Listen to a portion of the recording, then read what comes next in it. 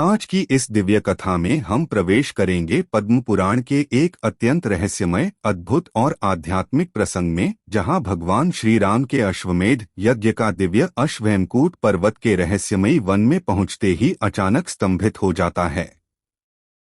हजारों वीर योद्धाओं की उपस्थिति में वह अश्व ऐसा जड़ हो जाता है मानो स्वयं पर्वत बन गया हो। परंतु यह केवल एक चमत्कार नहीं था। इसके पीछे छिपा था एक प्राचीन श्राप, एक तपस्वी ब्राह्मण की करुण कथा, स्वर्ग से राक्षस योनि तक का भयावह पतन, और फिर श्रीराम चरित्र कीर्तन से होने वाला उसका दिव्य उद्धार। इस अध्याय में हमें कर्म के गहन रहस्य, पाप और नरकों का विस्तृत वर्णन तथा भगवान श्री राम के नाम और कथा की अद्भुत महिमा का दर्शन होगा। यह कथा केवल एक घटना नहीं, बल्कि मानव जीवन के कर्मफल, धर्म, भक्ति और मोक्ष का गूढ़ संदेश है। तो आइए, मन को शांत कर श्री राम नाम का स्मरण करते हुए प्रवेश करते हैं पद्म पुराण के इस अद्भुत अध्याय में। अश्व का गात्रस्तंभ। श्री रामचरित्र कीर्तन से एक स्वर्गवासी ब्राह्मण का राक्षस योनि से उद्धार तथा अश्व के गात्रस्तंभ की निवृत्ति। श्री रामचंद्रार्पणमस्तु। शेष जी कहते हैं, द्विजश्रेष्ठ, तदंतर बंधे हुए चवर से सुशोभित वह यज्ञ संबंधी अश्व हजारों योद्धाओं से सुरक्षित होकर भारतवर्ष के अंत में स्थित हेमकूट पर्वत पर गया, जो चारों ओर से 10,000 योजन लंबा चौड़ा है। उसके सुंदर शिखर सोने चांदी आदि धातुओं के हैं। वहां एक विशाल उद्यान है जो बहुत ही सुंदर और भांति भांति के वृक्षों से सुशोभित है। घोड़ा उसमें प्रवेश कर गया। वहां जाने पर उस अश्व के संबंध में सहसा एक आश्चर्यजनक घटना हुई। उसे बतलाता हूं, सुनिए। अकस्मात उसका सारा शरीर अकड़ गया। वह हिलडुल नहीं पाता था। मार्ग में खड़ा खड़ा वह हेमकूट पर्वत की ही भांति अविचल प्रतीत होने लगा। अश्व के रक्षकों ने शत्रुघ्न पास जाकर पुकार मचाई, स्वामिन, हम नहीं जानते घोड़े को क्या हो गया। अकस्मात उसका संपूर्ण शरीर स्तब्ध हो गया है। इस बात पर विचार कर जो कुछ करना उचित जान पड़े कीजिए। यह सुनकर राजा शत्रुघ्न को बड़ा विस्मय हुआ। वे अपने समस्त सैनिकों के साथ अश्व के निकट गए। पुष्कल ने अपनी बाह से पकड़कर उसके दोनों चरणों को धरती से ऊपर उठाने का प्रयत्न किया, परंतु वे अपने स्थान से हिल भी न सके। तब शत्रुघ्न ने सुमति से पूछा, मंत्रीवर, घोड़े को क्या हुआ है जो इसको सारा शरीर अकड़ गया? अब यहाँ क्या उपाय करना चाहिए जिससे इसमें चलने की शक्ति आ जाए? सुमति ने कहा, स्वामिन, किन्हीं ऐसे ऋषि मुनि की खोज करनी चाहिए जो सब बातों को जानने में कुशल हों। मैं तो लोक में होने वाले प्रत्यक्ष विषयों को ही जानता हूँ, परोक्ष में मेरी गति नहीं है। होश जी कहते हैं, सुमति की यह बात सुनकर धर्म के ज्ञाता शत्रुघ्न ने अपने सेवकों द्वारा ऋषि की खोज कराई। एक सेवक वहां से 1 योजन दूर पूर्व दिशा की ओर गया। वहां उसे एक बहुत बड़ा आश्रम दिखाई दिया, जहां के पशु और मनुष्य भी परस्पर बैरभाव से रहित थे। गड़ाजी में स्नान करने के कारण उनके समस्त पाप दूर हो गए थे तथा वे सबके सब बड़े मनोहर दिखाई देते थे।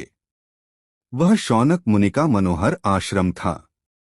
उसका पता लगाकर सेवक लौट आया और विस्मित होकर उसने राजा शत्रुघ्न से उस आश्रम का समाचार निवेदन किया। सेवक की बात सुनकर अनुचरों सहित शत्रुघ्न को बड़ा हर्ष हुआ और वे हनुमान तथा पुष्कल आदि के साथ ऋषि के आश्रम पर गए। वहां जाकर उन्होंने मुनि के पापहारी चरणों में साष्टांग प्रणाम किया। बलवानों में श्रेष्ठ राजा शत्रुघ्न को आया जान शौनक मुनि ने अर्घ्य, पाद्य आदि देकर उनका स्वागत किया। उनके दर्शन से मुनि को बड़ी प्रसन्नता हुई। शत्रुघ्न जी सुखपूर्वक बैठकर जब विश्राम कर चुके तो मुनीश्वर ने पूछा, राजन, तुम किस लिए भ्रमण कर रहे हो? तुम्हारी यह यात्रा तो बड़ी दूर की जान पड़ती है। मुनि की यह बात सुनकर राजा शत्रुघ्न का शरीर हर्ष से पुलकित हो उठा। वे अपना परिचय देते हुए गदगद वाणी में बोले, महर्षि, मेरा अश्व अकस्मात एक फूलों से सुशोभित उद्यान में चला गया उसके भीतर एक किनारे पर पहुंचते ही तत्काल उसका शरीर अकड़ गया। इसके कारण हम लोग अपार दुख के समुद्र में डूब रहे हैं। आप नौका बनकर हमें बचाइए। हमारे बड़े भाग्य थे जो दैवात आपका दर्शन हुआ। घोड़े की इस अवस्था का प्रधान कारण क्या है, यह बताने की कृपा कीजिए। सनपनपुर 15,707। शत्रुघ्न के इस प्रकार पूछने पर परम बुद्धिमान मुनिश्रेष्ठ शौनक ने थोड़ी देर तक ध्यान किया। फिर एक ही क्षण में सारा रहस्य समझ में आ गया। उनकी आंखें आश्चर्य से खिल उठी तथा वे दुहक और संशय में पड़े हुए राजा शत्रुघ्न से बोले, राजन, मैं अश्व के गात्रस्तंभ का कारण बताता हूँ, सुनो। गौड़ देश के सुरमय प्रदेश में कावेरी के तट पर सात्विक नाम का एक ब्राह्मण बड़ी भारी तपस्या कर रहा था। वह एक दिन जल पीता, दूसरे दिन हवा पीकर रहता और तीसरे दिन कुछ भी नहीं खाता था। इस प्रकार 3-3 दिन का व्रत लेकर वह समय व्यतीत करता था। उसका यह व्रत चल ही रहा था कि सबका विनाश करने वाले काल ने उसे अपने दाढ़ों में ले लिया। उस महान व्रतधारी तपस्वी की मृत्यु हो गई। तत्पश्चात वह सात्विक नाम का ब्राह्मण सब प्रकार के रलों से विभूषित तथा सब तरह की शोभा से संपन्न विमान पर बैठकर मेरुगिरी के शिखर पर गया। वहां जम्बू नाम की नदी बहती थी, जिसके किनारे तप और ध्यान में संलग्न रहने वाले ऋषि महर्षि निवास करते थे। वह ब्राह्मण वहीं आनंदमग्न होकर अपनी इच्छा के अनुसार अप्सराओं के साथ विहार करने लगा।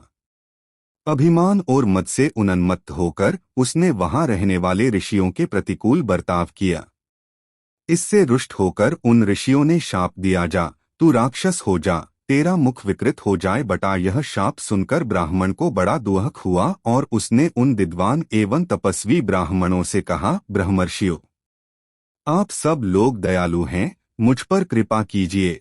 तब उन्होंने उस पर अनुग्रह करते हुए कहा, जिस समय तुम श्री रामचंद्र जी के अश्व को अपने वेग से स्तब्ध कर दोगे, उस समय तुम्हें श्रीग्राम की कथा सुनने का अवसर मिलेगा।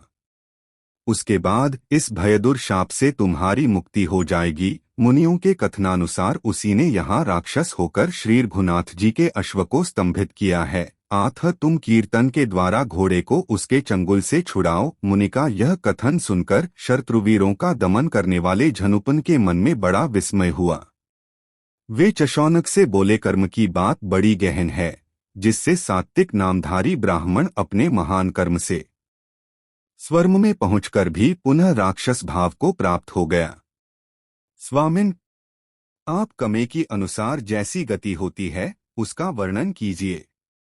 जिस कर्म के परिणाम से जैसे नरक की प्राप्ति होती है उसे बताइए। शौनक ने कहा, रघुकुल श्रेष्ठ, तुम धन्य हो जो तुम्हारी बुद्धि सदा ऐसी बातों को जानने और सुनने में लगी रहती है। इसमें संदेह नहीं कि तुम इस विषय को भली भांति जानते हो, तो भी लोगों के हित के लिए मुझसे पूछ रहे हो। महाराज, कमे की स्वरूप विचित्र हैं तथा उनकी गति भी नाना प्रकार की है। मैं उसका वर्णन करता हूँ, सुनो। इस विषय का श्रवण करने से मनुष्य को मोक्ष की प्राप्ति हो सकती है।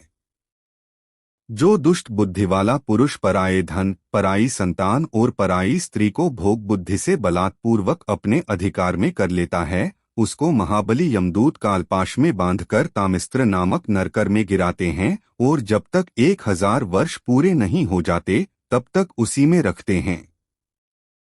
यमराज के प्रचंड दूत वहां उस पापी को खूब पीटते हैं। इस प्रकार पाप भोग के द्वारा भली भांति शेष उठाकर अंत में वह सूअर की योनि में जन्म लेता है और उसमें भी महान दुहक भोगने के पश्चात वह फिर मनुष्य की योनि में जाता है, परंतु वहां भी अपने पूर्वजन्म के कलड्ड को सूचित करने वाला कोई रोग आदि का चिन्ह धारण किए रहता है। जो केवल दूसरे प्राणियों से द्रोह करके ही अपने कुटुंब का पोषण करता है, वह पाप परायण पुरुष अबधता मिस्र नरक में पड़ता है। जो जेग यहाँ दूसरे प्राणियों का वध करते हैं, वे रौरव नरक में गिराए जाते हैं तथा रुरु नामक पक्षी रोष में भरकर उनका झारीर नोचते हैं। जो अपने पेट के लिए दूसरे जीवों का वध करता है, उसे यमराज की आज्ञा से महारौरव नामक नरक में डाला जाता है। जो पापी अपने पिता और ब्राह्मण से द्वेष करता है वह महान दुःखमय कालसूत्र नरक में, जिसका विस्तार 10,000 योजन है, पड़ता है। जो गौ से द्रोह करता है उसे यमराज के किड्डूर नरक में डालकर पकाते हैं, वह भी थोड़े समय तक नहीं। गौ के शरीर में जितने रोए होते हैं उतने ही 1000 वर्षों तक। जो इस पृथ्वी का राजा होकर दंड न देने योग्य पुरुष को दंड देता है तथा लोभवश अन्यायपूर्वक ब्राह्मण को भी शारीरिक दंड देता है, उसे सूअर के समान मुंह वाले दुष्ट यमदूत पीड़ा देते हैं। तत्पश्चात वह शेष पापों से छुटकारा पाने के लिए दुष्ट योनियों में जन्म ग्रहण करता है। जो मनुष्य मोहवश ब्राह्मणों तथा गोओं के थोड़े से भी द्रव्य, धन अथवा जीविका को लेते या लूटते हैं, वे परलोक में जाने पर अंधकूप नामक नरक में गिराए जाते हैं। वहां उनको महान कष्ट भोगना पड़ता है। जो जीव के लिए आतुर हो लोल पतावश स्वयं ही मधुर अन्न लेकर खा जाता है, देवताओं तथा सुहृदों को नहीं देता, वह निश्चय ही कुमिभोजन नामक नरक में पड़ता है। जो मनुष्य सुवर्ण आदि का अपहरण अथवा ब्राह्मण के धन की चोरी करता है वह अत्यंत दुःखदायक संदंश नामक नरक में गिरता है। जो मूढ़ बुद्धि वाला पुरुष केवल अपने शरीर का पोषण करता है, दूसरे को नहीं जानता, वह तपाए हुए तेल से पूर्ण अत्यंत भयंकर कुंभीपाक नरक में डाला जाता है। जो पुरुष मोहवश अगम्या स्त्री को भार्या बुद्धि से भोगना चाहता है उसे यमराज के दूत उसी स्त्री की लोहमयी तपाई हुई प्रतिमा के साथ आलिंगन करवाते हैं। जो अपने बल से उन्मत्त होकर बलपूर्वक वेद की मर्यादा का लोप करते हैं वे वैतरणी नदी में डूबकर मांस और रक्त भोजन करते हैं। जो द्विज होकर शूद्र की स्त्री को अपनी भार्या बनाकर उसके साथ गृहस्थी चलाता है वह निश्चय ही पुयोद नामक नरक में गिरता है। वहां उसे बहुत दुख भोगना पड़ता है। जो धूर्त लोगों को धोखे में डालने के लिए दंभ का आश्रय लेते हैं वे मूढ़ वैद्यस नामक नरक में डाले जाते हैं और वहां उन पर यमराज की मार पड़ती है। जो मूढ़ सवर्णा समान गोत्र वाली स्त्री की योनि में वीर्यपात करते हैं उन्हें वीर्य की नहर में डाला जाता है और वे वीर्य पीकर ही रहते हैं। जो लोग चोर, आग लगाने वाले, दुष्ट, जहर देने वाले और गांवों को लूटने वाले हैं वे महापात की जीव सार में आदन नरक में गिराए जाते हैं।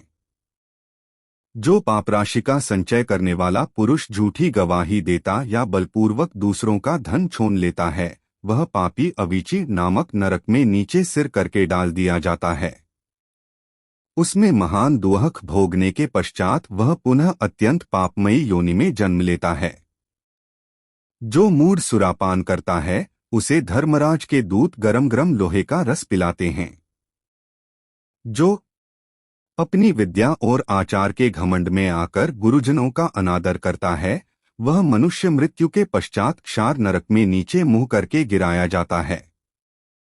जो लोग धर्म से बहिष्कृत होकर विश्वासघात करते हैं उन्हें अत्यंत यातनापूर्ण शूलप्रोत नरक में डाला जाता है। जो चुगली करके सब लोगों को अपने वचन से उद्वेग में डाला करता है वह दंदशूक नामक नरक में पड़कर दंदशु को सर्पों द्वारा डैंसा जाता है।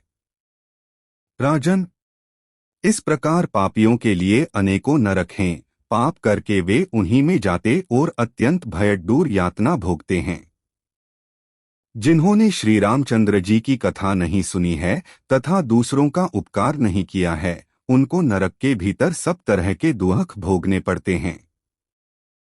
इस लोक में भी जिसको अधिक सुख प्राप्त है उसके लिए वह स्वर्ग कहलाता है तथा जो रोगी और दुखी हैं वे नरक में ही हैं। दान पुण्य में लगे रहने, तीर्थ आदि का सेवन करने, श्री रघुनाथ जी की लीलाओं को सुनने अथवा तपस्या करने से पापों का नाश होता है। हरिकीर्तन रूपी नदी ही मनुष्यों के लिए सब उपायों से श्रेष्ठ है। वह पापियों के सारे पाप पड्डू को धो डालती है। इस विषय में कोई अन्यथा विचार करने की आवश्यकता नहीं है। जो भगवान का अपमान करता है उसे गड्ढा भी नहीं पवित्र कर सकती। पवित्रन से पवित्र तीर्थ भी उसे पावन बनाने की राक्ति नहीं रखते। जो ज्ञानहीन होने के कारण भगवान के लीला कीर्तन का उपहास करता है, उसको कल्प के अंत तक भी नरक से छुटकारा नहीं मिलता। राजन, अब तुम जाओ और घोड़े को संकट से छुड़ाने के लिए सेवकों भगवान का चरित्र सुनाओ, जिससे अश्व में पुनः चलने फिरने की शक्ति आ जाए। शोष जी कहते हैं, शौनक जी की उपर्युक्त बात सुनकर शत्रुघ्न को बड़ी प्रसन्नता हुई। वे मुनि को प्रणाम और परिक्रमा करके सेवकों सहित चले गए। वहां जाकर हनुमान जी ने घोड़े के पास श्री रघुनाथ जी के चरित्र का वर्णन किया, जो बड़ी से बड़ी दुर्गति का नाश करने वाला है।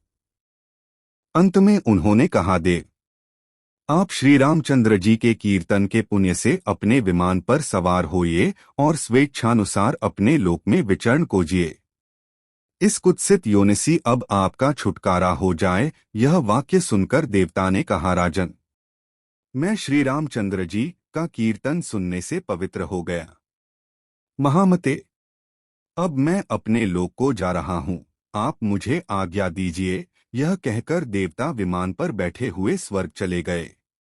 उस समय यह दृश्य देखकर शर्रुन और उनके सेवकों को ही बड़ा विस्मय हुआ। तदंतर वह अश्वगात्र स्तंभ से मुक्त होकर पक्षियों से भरे हुए उस उद्यान में सब ओर भ्रमण करने लगा।